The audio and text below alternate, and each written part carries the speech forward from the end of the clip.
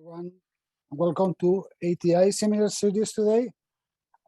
First of all, as you know, ATI Seminar Series is supported by Paladin Labs, who are supporting these seminars. And as you know, the University of Alberta acknowledges that we are located on Treaty 6 territory and respect the histories, languages, and cultures of First Nations, Métis, Inuit, and all First Peoples of Canada, whose presence continues to reach our vibrant community. So today we are honored to have Professor Dorry Segev.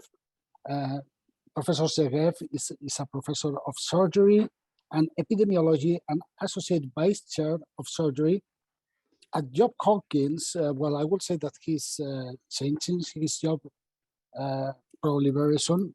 He has published over 700 peer-reviewed research articles and is ranked number one worldwide in organ transplantation expertise and influenced by ExpertScape. He received a prestigious Global Thinker Award from Foreign Policy magazine and was named an Innovators of the Year by Time magazine. His work has directly influenced policy, including two congressional bills, the Norwood Act for Kidney Exchange and the Hope Act for HIV to HIV transplants, and is regularly featured in widely read media, including several front page features in the New York Times. In the context of the pandemic, Dr. Segev shifted his research to better understanding vaccines in the Immunocompromised, for which he has received a letter of commendation from Dr. Anthony Fauci and a $40 million grant from the NIH. I'm sure we will learn a lot about his research and have nothing else to say and start learning. Thank you, Dr. Segev.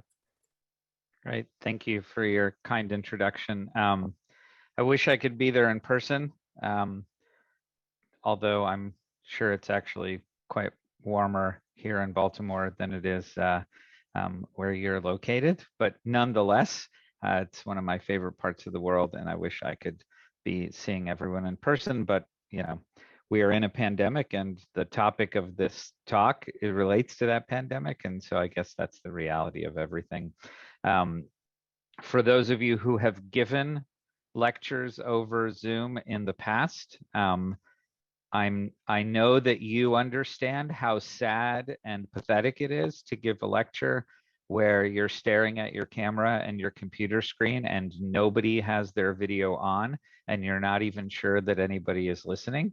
So if anyone can be kind enough to turn your videos on, so I actually feel like human beings are listening to this lecture, that would be lovely. And there are a lot of familiar faces and people who are in attendance, so that would make all of us much happier. I'm going to share my screen, and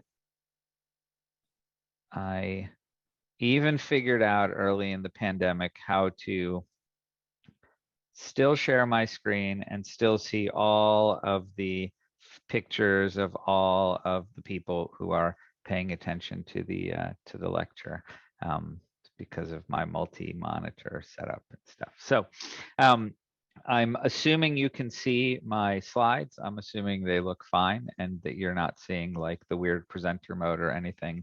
And I will start talking about a lecture that I call Lessons from a Study of 8,000 People We Never Met in Person.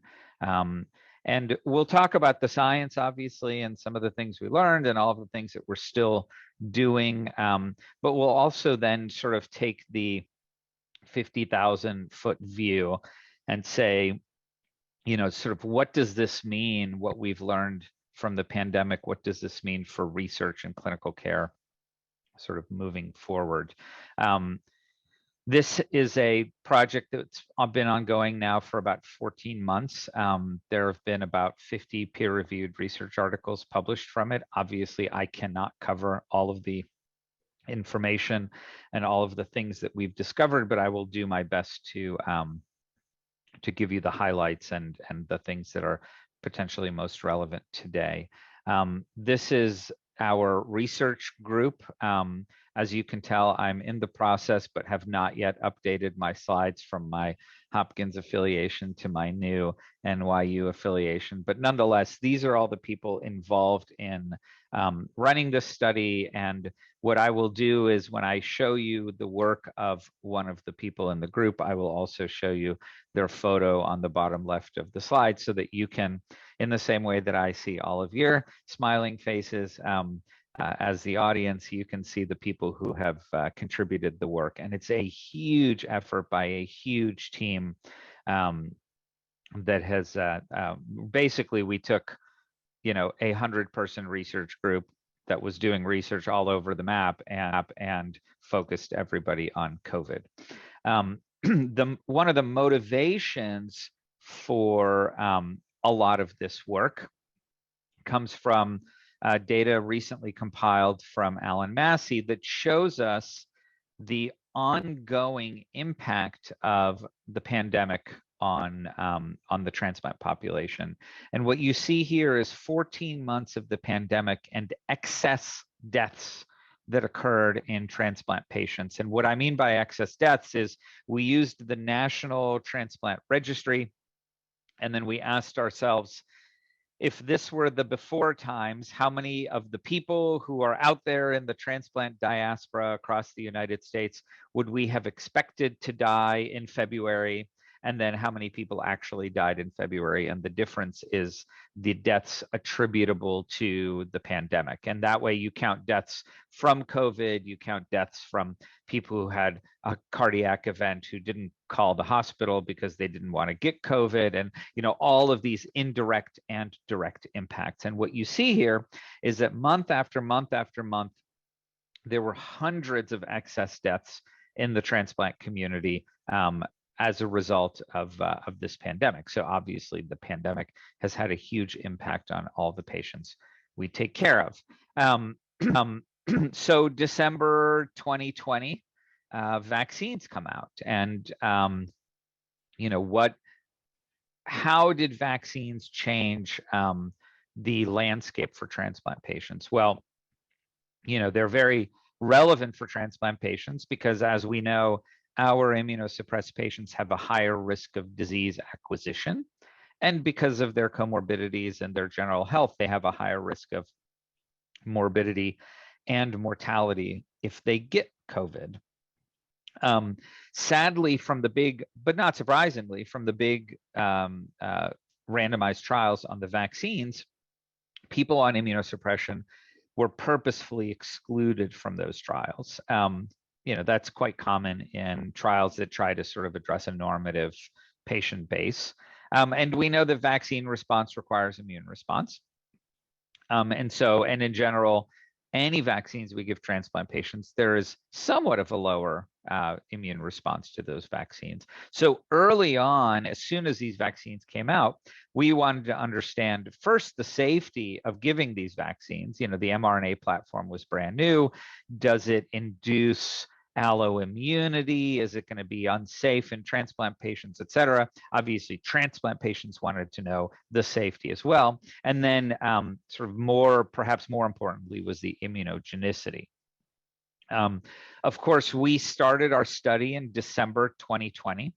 This was the height of wave 3 of the pandemic in the United States, and transplant patients were not about to leave their house, let alone go to a transplant center in the research unit and see a provider and draw blood and, you know, sort of the traditional ways we do research.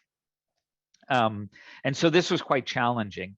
There was also in the United States, as there were in many other countries, a prioritized vaccine rollout, meaning that in December 2020, the only people getting vaccinated were frontline workers, healthcare workers, et cetera. Now, some of them are transplant patients, but if I were to have done a single center study at Johns Hopkins of transplant patients getting the vaccine, I would have only had like 10 patients for the first few months until this really rolled out across the country to all of the lower risk groups.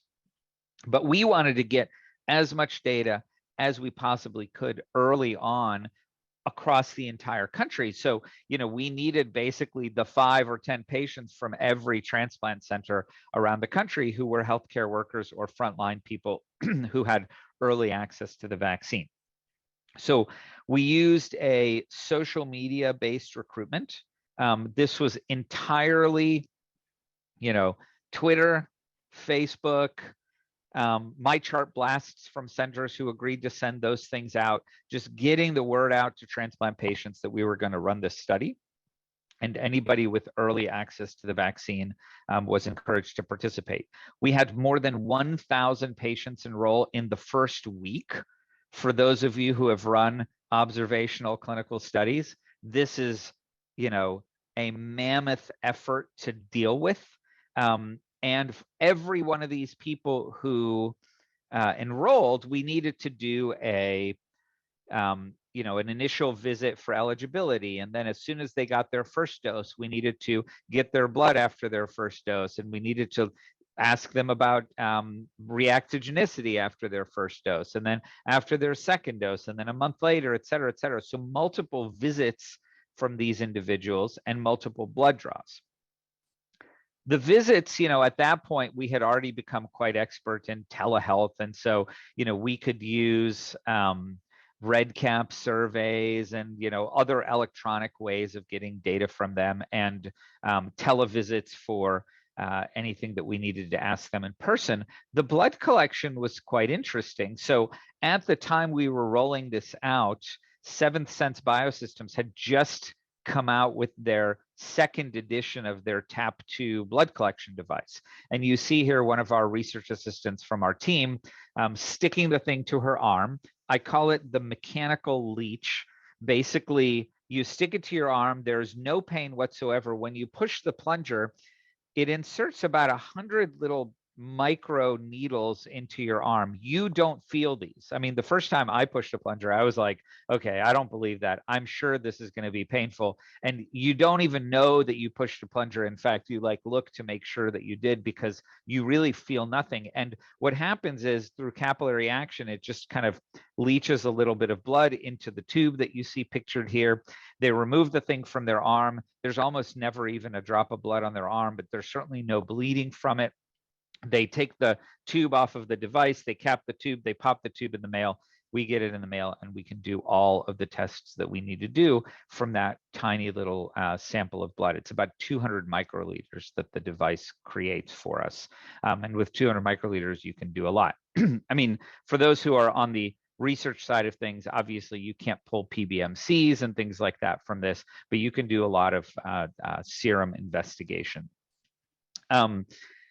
By January, so we started this mid-December, by January and published in a journal by February 4th, we already had reactogenicity data and safety data on the first 100 or so patients.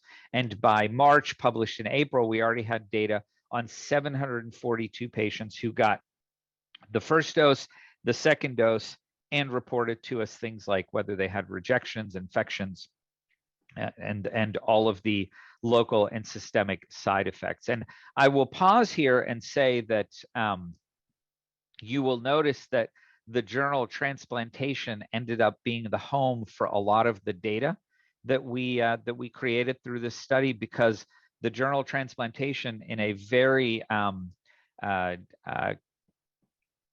very staying with the times kind of system, Jeremy Chapman and I had a long conversation about how we really needed to expedite COVID-related data to the transplant community. And he put together this sort of A team of editors and reviewers who basically all but guaranteed 48-hour review for anything urgent that was COVID-related. And so this became, really our journal of choice for anything that we thought was important enough that we really needed to get it out to the transplant community as quickly as possible. The non-JAMA level types of data that the transplant community cared about. And so, this was fantastic, because again, we had the data end of January, and by February 4th, it was already online at the website, reviewed, resubmitted, revisions, the whole process took less than a week, and we were able to get the data out very quickly, which is, again, a new thing. You know, you would have never seen from one week from submission of paper to presence of that paper in the journal. So not only did science change, but our forms of publication changed as well. So we were able to get out the word very quickly to transplant patients that, yes, it was safe to get vaccinated. We could recommend for transplant patients to get vaccinated without hesitation, and that by the time that most transplant patients reached the priority level to get vaccinated, they already had these data. Obviously, we looked at reactogenicity, at immunogenicity as well as reactogenicity. So and I should tell you, this was Michael O, one of our medical students doing his master's in our lab. This was Brian Boyarsky, one of our surgical residents doing his PhD in our lab. If you have heard the name Brian Boyarsky before, it was because he was involved in all of our HIV to HIV research 10 years ago when he was an undergraduate, helped write the HOPE Act and all of that other stuff. So he has a good way of inserting himself in exactly the right place and exactly the right time, doing 100-hour work weeks, making really big things happen. So we're quite proud of all of the work that he did. So by February, we already had data on people who had their first dose looking at detectable anti-spike antibodies. And this was published in JAMA in March. JAMA did not give us a 7-day turnaround from submission to journal presence, but we decided that it was important enough to really have this reach a very, very wide audience. And what we found was fewer than 20% of transplant patients who got the first dose of the mRNA vaccine had any detectable antibody whatsoever. And that is in stark contrast to 100% of the trial participants of both the Pfizer and Moderna trials who had detectable antibody after one dose. So Montgomery calls this our Houston, we have a problem paper, because really, like, we knew that there would be a major problem here, given the stark contrast already after one dose. You know, when we sent it to JAMA, they said, look, we know that this is a 2-dose regimen, but already it's very clear that this is going to be highly problematic. Early on, we were able to demonstrate that the people at highest risk were the ones who were on anti-metabolites like MMF. And interestingly, the people who benefited the most were the ones who received the Moderna platform rather than the Pfizer platform. And interestingly, that has also, that shook out even, you know, months and months later, when more and more data on Moderna versus Pfizer started coming out. So we knew there was a problem. You know, JAMA said, when you get dose 2 data, please send us those as well so that we can update this paper. And by April, we had those data. By May 5th, it was in the pages of JAMA, that there was improvement, but there wasn't anywhere near what we saw in the immunocompetent. And I'll show you the actual antibody levels. These are anti-RBD from a commercially available lab in the United States called LabCorp. It's a Roche assay. And then the anti-S1 Euroimmune assay that we perform in-house at Hopkins. And it just depended on sort of how we were able to logistically get the blood to the correct labs. The blue lines that you're looking at are the people who had some response to their first dose. And what you find is that the majority of them, if they had a response to their first dose, would have a good response by their second dose. So about 25% of them ended up with a robust post-dose 2 antibody response. About 25% of them ended up with it. So the pink dots are the ones who had no response to dose 1. About 25% ended up with some response to dose 2, but not nearly as robust as the ones who boosted from dose 1. And then about half of them ended up still with no response to dose 2. So still a major problem with the overwhelming majority, a solid 75% of transplant recipients having suboptimal measurable antibody levels after 2 doses, which is, what the CDC considered to be fully vaccinated. Obviously, these results were made quite the impact in the field. For 30 days, they were the 3rd most read article in JAMA, and that is, again, competing against all the other COVID literature that JAMA was publishing. So a lot of people read this. This got into a lot of people's hands. A lot of transplant recipients through social media discovered this information, which was critically important, because this was also at the same time that the CDC was saying, if you are fully vaccinated, you can throw out your mask, start going to parties, start having dinner with your family, et cetera, et cetera. And we really needed to get the message out that, no, this is not correct for transplant patients. And so you see this blue box here, which is the box. Once I sent this paper to CDC, even pre-publication, I said, look, you have to update your guidance. This is going to hurt transplant patients if they think they can throw away their masks because they're not protected. And CDC added this warning label to all of their CDC guidance. And so at least we got the word out to as many people as we possibly could. Our fellow Andrew Hallett looked at thoracic recipients to see if there were differences by organ system. Heart recipients looked about like everybody else. Lung recipients, because many of them were on MMF, had an even worse response to vaccine than other organ recipients. Liver recipients, again, presumably because very few of them are on MMF, had a much better response, although still 19% of liver recipients with no response whatsoever, and only 1/3 of them reaching sort of that robust level of antibody response. And this is work by Ali Strauss, one of our transplant hepatologists. Sanjay Bey took all of this interesting work and put it together in a machine learning model where we were able to pull out the important factors, and we found out that being on MMF was the most important factor, and then how far out you were from your transplant and your age were really the 3 big determinants of whether you had a good dose 2 response.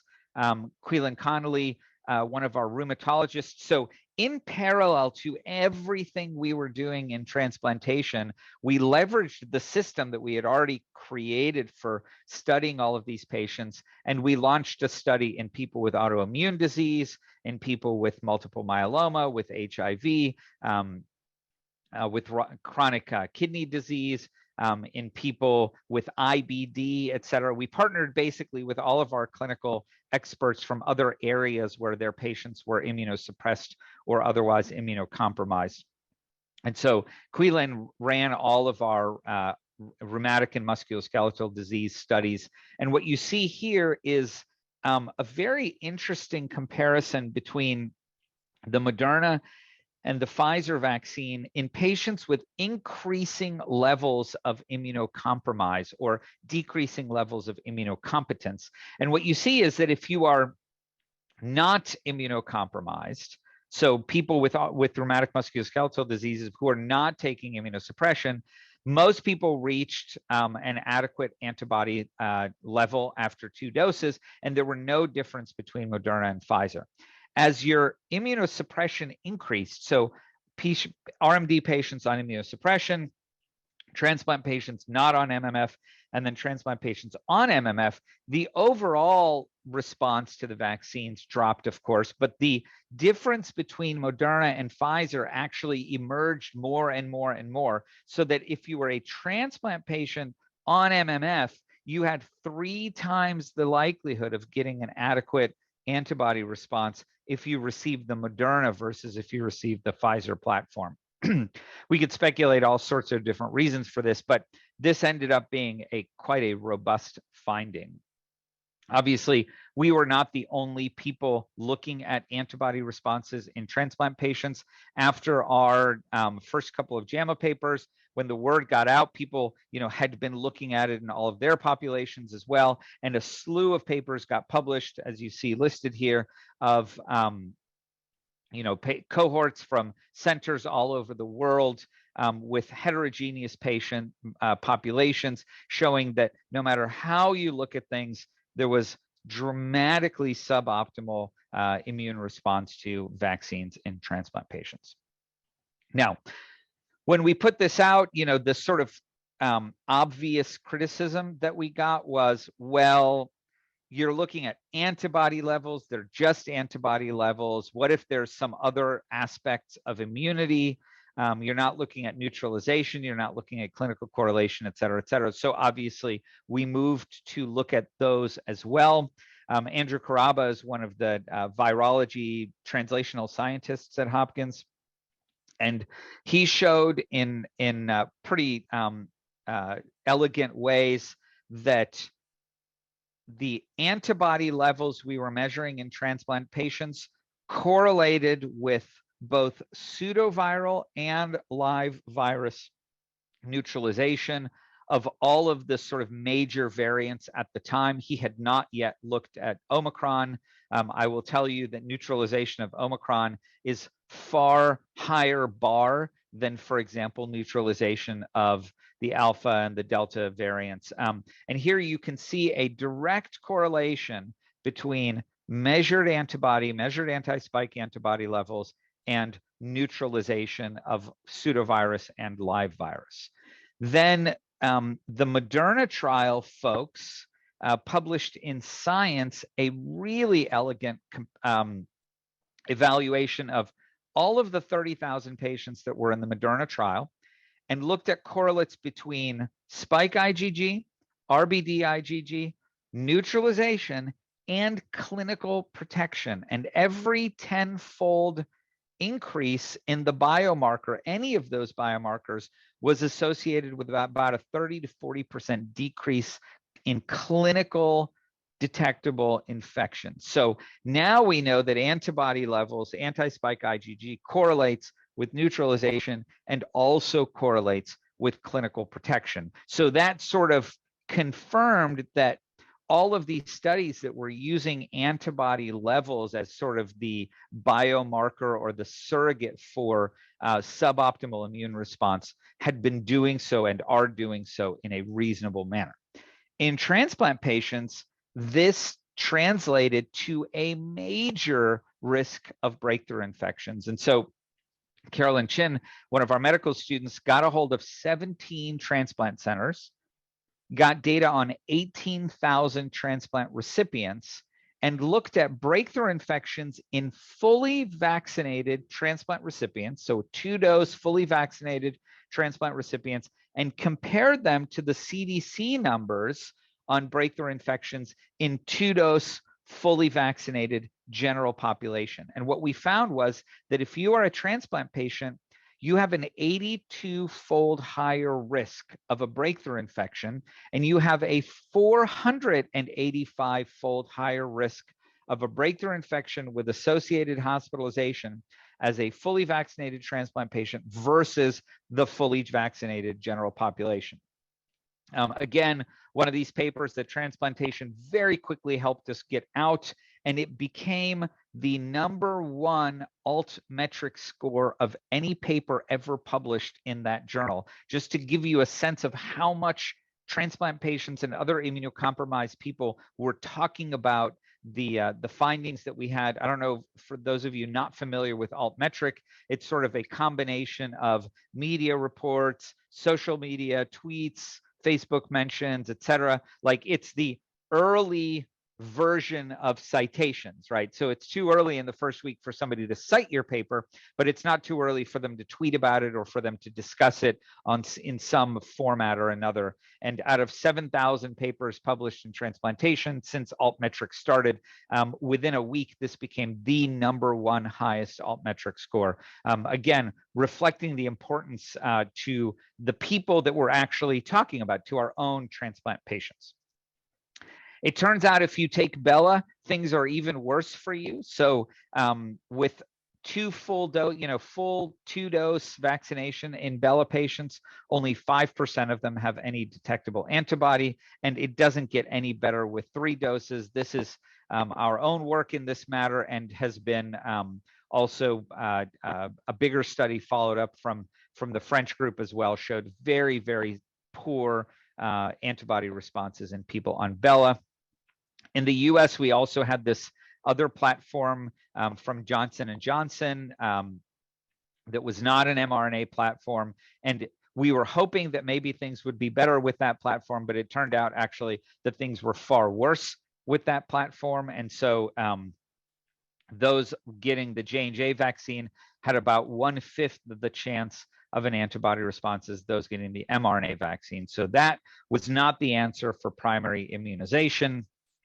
Remember, I told you about this machine learning thing that Sanjay Bey did. What we did was we took that machine learning model, validated it on another 1,000 patients that came from another transplant center and their study, and created a calculator. If this link actually works, if you go to transplantmodels.com and you click on the COVID vaccine calculator, or you just type this irritatingly long URL, you can get to this calculator, you can enter the information about the patient, and it will tell you the probability that that patient will have a positive antibody response after 2-dose vaccination. We are currently in the process of validating this to ask the question, if this predicts 2-dose response, does it also predict the response from people who get 3rd doses?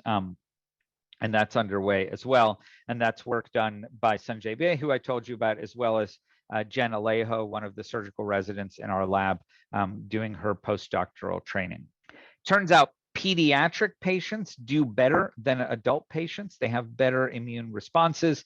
And when we studied the group, the 12 to 18-year-olds, when that finally became approved, again, Carolyn Chin, one of the medical students in our lab, showed that even dose 1 response was much better than we had seen in adult transplant patients, and that by dose 2, 75% of them had antibodies, and the median titers were way higher than what we had seen in the past, much closer to the sort of off the charts level antibodies that you would expect to see in the immunocompetent. So that was reassuring that kids have it better than adults, as in many aspects of life, kids have it better than adults. When we figured out that 2 doses did not do well, we started studying patients who were taking 3 doses. My huge respect for the patients who were involved in this study, because every single patient involved in this study somehow managed to manipulate the US healthcare system, lie to pharmacies, and get themselves a 3rd dose, even though FDA and CDC had only approved 2 doses. We didn't have doses to give them. They just went and they did this thing on their own because they're transplant patients, and transplant patients don't mess around. And we had enough data by June on enough people to show that actually many of those who failed 2-dose immunogenicity did see a response to their 3rd dose. We had a larger cohort that we haven't yet published, and there were also confirmatory reports from France and a randomized trial from Canada showing the same thing. Dose 3 in liver transplant patients boosted their antibody levels. Even those who were positive, if they were relatively low positive, boosted their antibody levels to higher positive results as well.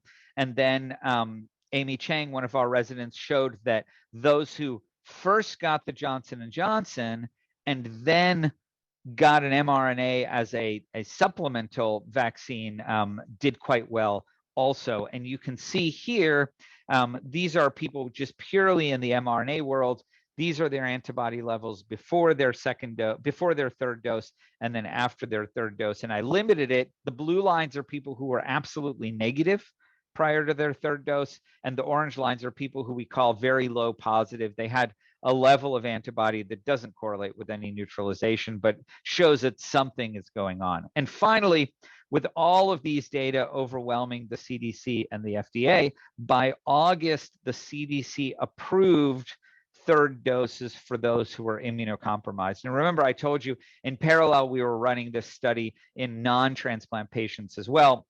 And so we had data for all sorts of different phenotypes of immunocompromised patients. And by August, a third dose was approved. Now, remember what I showed you was that the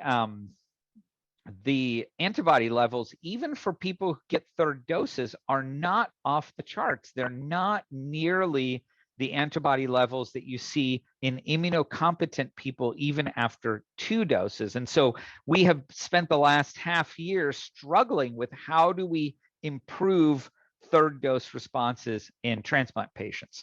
One thing that we recently learned was that, remember I told you that J&J totally sucks as a first vaccine for primary immunity in transplant patients, but it turns out, and these data are coming out soon, and please, any slide that I've labeled unpublished data, do not share. Please don't tweet it this afternoon.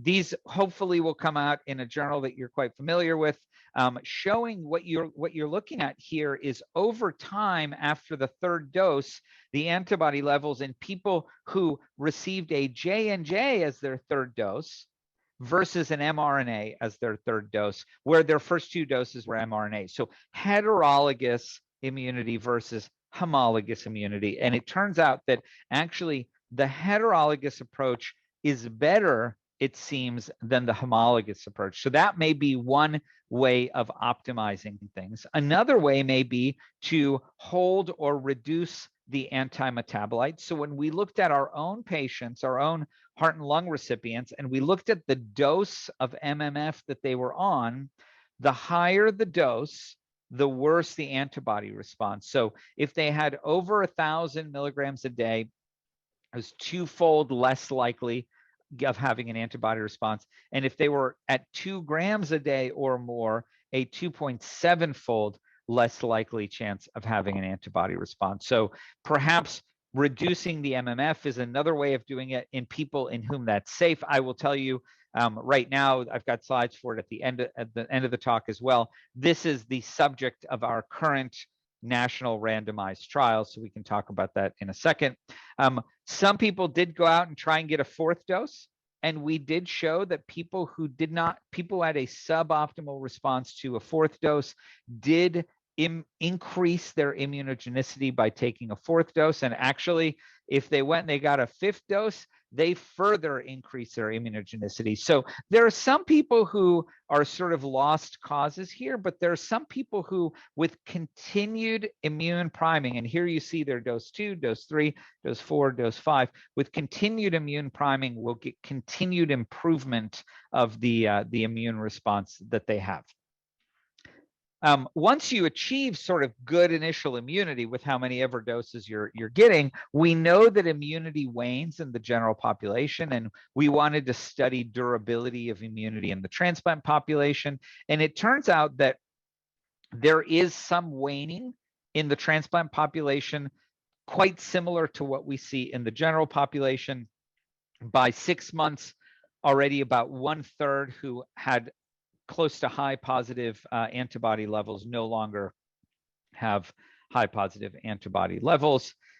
This same sort of waning we see in liver transplant patients, despite the fact that these are the patients who have the best antibody responses initially. We also have looked at durability of 3rd doses, and it seems that there is some decrease in antibody detectability after 3rd doses as well. So durability is sort of another one of those issues that we're now starting to look at. I mentioned some NIH funding and an NIH-funded trial. What we have ongoing right now is this immunosuppression reduction clinical trial. And so after word got out to Anthony Fauci that we were doing all of these studies in transplant patients, he started presenting all of the transplant data at the White House. He started getting a lot of NIH interest and CDC interest in this population. And then the NIH managed to fund us to do not only some really cool basic science, which you're going to start seeing come out in terms of T-cell repertoire and memory B-cell metabolomics and things like that, which we have some preliminary data that I'm too dumb to share. Basically, I don't understand this well enough to put you through my surgeon interpretation of basic science, but there's some really interesting science coming on the impact of these vaccines on the expansion of the T-cell repertoire, and also on, there's some mechanistic data coming out on why it is that we're seeing inhibition of the vaccine immunity by MMF, which is going to be really cool. So from a 10,000 foot view, specific to sort of our findings, what do we know? Well, we know that vaccines have a good safety profile in transplant recipients, so that's good. There is poor anti-spike antibody responses after transplantation, better in liver recipients, better in pediatric recipients. It's actually transplant patients who had convalescent disease do generate a better natural immune response, a better sort of convalescent immune response than those who are given the vaccines. We know that they are worse in people taking antimetabolites, worse in people on Bella, worse for people who got the J&J as the original primary vaccine modality. We know that antibody level correlates with neutralization, which correlates with protection. And then we know that in transplant patients, there's a substantially higher rate of breakthrough infections. If we go up a little bit to 20,000 feet, we see that some improvement is seen with additional doses, but some will no doubt need other immunity strategies, like people on Bella, people who haven't gotten a response to 3 or 4 doses, people who we can't modulate their immunosuppression because it's just too dangerous, are going to need other strategies. Fortunately, other strategies are coming out. We have now in the US FDA authorization for the AstraZeneca and monoclonal antibody for pre-exposure prophylaxis. There are other monoclonals that are approved for post-exposure that are seeking pre-exposure indications as well. Passive immunity could be the only way for some people to get protected. Obviously, people need to maximally vaccinate their own sort of interpersonal bubble of people that they socialize with. And there's been a strong movement to requiring vaccination prior to transplantation across the United States and in some places across the world as well. And there is a strong rationale for this. I didn't put a picture of her, although I should. Olivia Cates has written a tremendous amount about the ethics of requiring vaccination prior to transplantation. The rationale for it includes that the vaccine response pre-transplant is much better than post-transplant. That, as we've talked about for the last 45 minutes, there's very low chance of a good vaccine response, particularly early post-transplant. There's about a 10% death rate with breakthrough infections in transplant patients. In the US, programs are also at risk of getting flagged if people die prematurely after their transplant. And there's a strong precedent for lots of other mandates in our field. And so this all kind of supports this mandate for vaccine requirements. Now, if we go to the 50,000 foot view, we ran a study of 8,000 people who we never met. Many of them we never even talked to on the phone. Everything was electronic. All of the blood draws were at home. None of them had to leave their homes. And yet we learned a tremendous amount about them, and they were incredibly engaged in the process of doing research. What this means is that we can do things with patients at home. We can interview them. We can, survey them for symptoms. We can do blood draws. We can run sophisticated tests off of the bloods that we require. And that means that patients who need longitudinal, high-dimensional surveillance, either as part of a research protocol or even as part of clinical practice, can have all of this done without the burden, the huge burden of getting to a transplant center, driving 2 hours to East Baltimore to park for $50 a day in a crowded garage, go through a crowded hospital, wait 3 hours in our waiting room, et cetera, just to spend 5 minutes with one of us. And so there are many better ways of doing this. And I think that at the 50,000 foot view, for me, are the most important conclusions here, which is that we really need to rethink the way we treat patients and the way we involve patients in research studies. Again, we recruited people from all over the country with no interactions with them, only through social media. I'll give you another example. We just published in JAMA last week. I don't know if you saw this, a very politically controversial paper, only because politics have no role in any of this, but we studied unvaccinated Americans. And basically, I wanted a cohort of a couple thousand people who refused to get vaccinated to see how many of them had gotten COVID and if they had developed antibodies and whether they were protected because of these antibodies, et cetera. One of my friends, who's the medical correspondent for Fox News, and if you don't know where Fox News leans, I'll just kind of lean my head to the right a little bit and you'll get the sense of it. He tweeted one tweet at 11 p.m.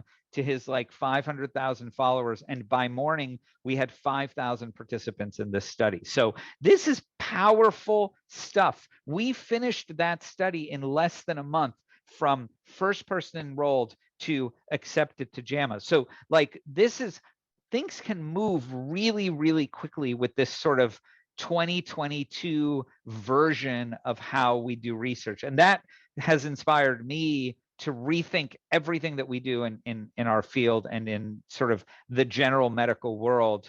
And hopefully more and more of those kind of changes will happen. I would like to acknowledge our entire research group. Again, basically everybody on this list had some hand in something that you've seen presented. This is our rock star group of young, energetic research assistants.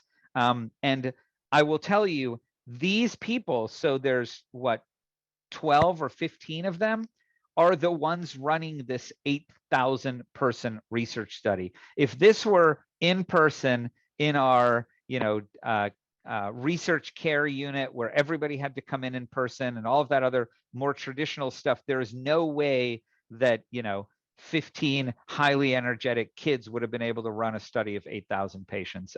So huge acknowledgement to all of them for all of the work that they've done. These are the people who you didn't see their pictures because they're, backstage, doing all of the important work to gather all the data and interact with all the patients and educate the patients, et cetera, et cetera.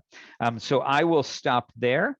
And thank you for your attention. And I'm looking forward to a nice discussion as well. Extraordinary lecture, Professor Segev. I mean, I learned a lot, and I'm sure there will be zillions of questions we're asking ourselves on a daily basis. So let's start with the chat.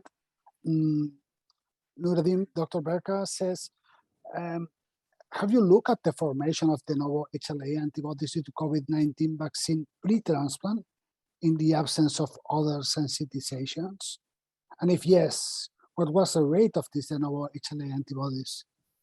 Yeah, that's an interesting question. We have not looked at, our center has not formally studied people vaccinated pre-transplant.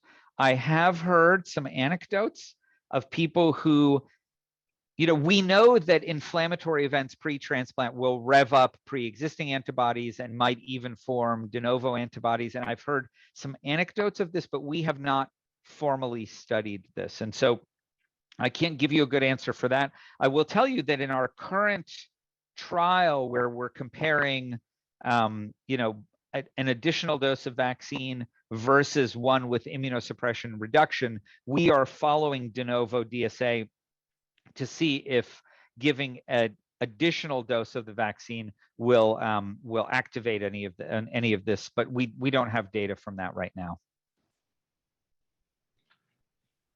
Thank you. We looked at it in Calgary here, and over 103 patients that we followed last year, and 2.9% have developed either significant increase of pre-existing antibody or de novo antibodies. Yeah, and that's not hugely surprising, but it's certainly like reminds us that we need to be careful, with people on the waiting list and make sure that we retest them after vaccination. We had to actually cancel an OR because the Wow. 5 cross match came, unexpectedly positive, and we find out that it was the only reason was the COVID vaccine. Yeah, wow. Thank you. So I have Lori has 2 questions. So anything out yet on the PIDS PMTS 5 to 12 years? Yeah, so we're very recently that was approved, and we have data in transplant patients. I have not seen it yet.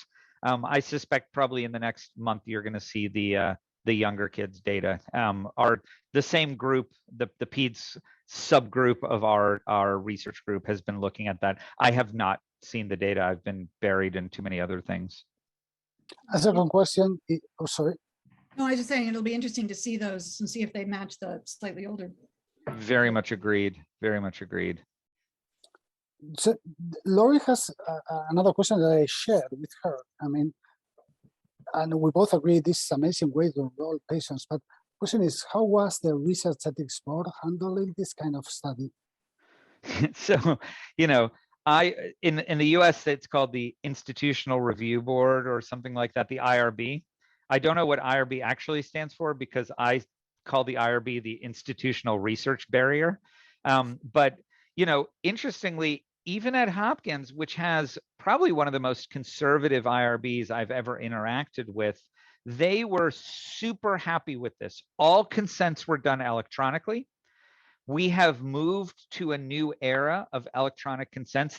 Even 2 years ago, they were making us have the patients like mail some crap to their house and have them sign it and like mail it back. And I was like, really? Like in this century, we're doing this with patients. But as soon as COVID hit and we started doing clinical stuff with electronic consents, everything on the research side moved to approving electronic consents as well. So they were super happy with this.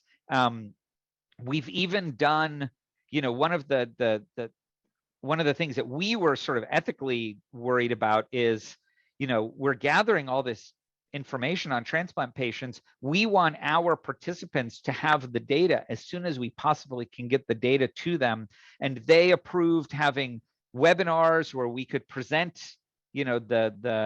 the published data that we had from the study and help our participants interpret it and things like that, which has created this group of several thousand transplant patients that are engaged in policy, that had testified to the CDC and FDA about third doses and things like that. So by keeping patients engaged, we've also created this like really amazing advocacy group that has, pushed for pre-exposure prophylaxis, pushed for increased doses of the AstraZeneca monoclonals and things like that.